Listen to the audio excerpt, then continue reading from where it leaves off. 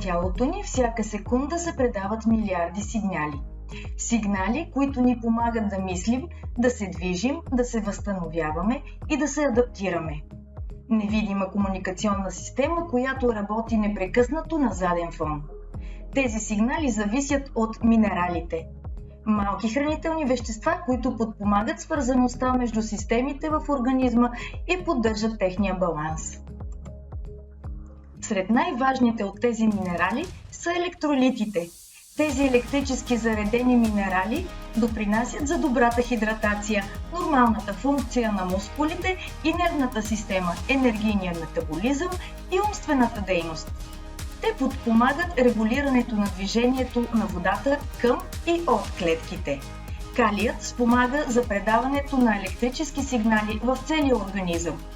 Магнезият участва в нормалната функция на нервната система и подпомага качествения сън.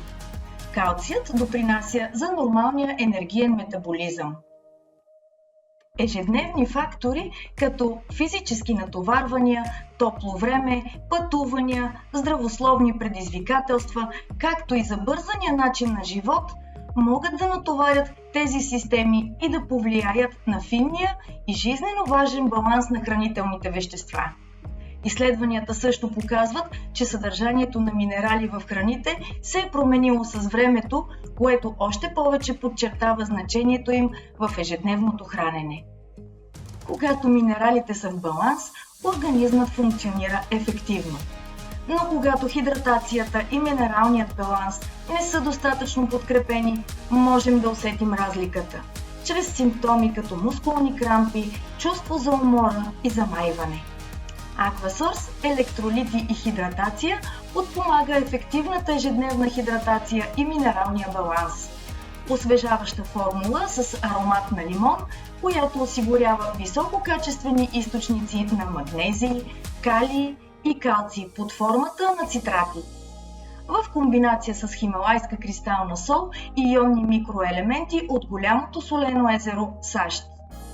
Просто смесете с вода, за да подпомогнете за възстановяването на основните електролити като част от здравословния начин на живот. Подпомага организма ни, като подкрепя хидратацията, нормалната функция на мускулите и нервната система, енергийния метаболизъм и намаляване на чувството за отпадналост и умора. Аквасорс, електролити и хидратация. По-интелигентен подход към хидратацията и ежедневния баланс.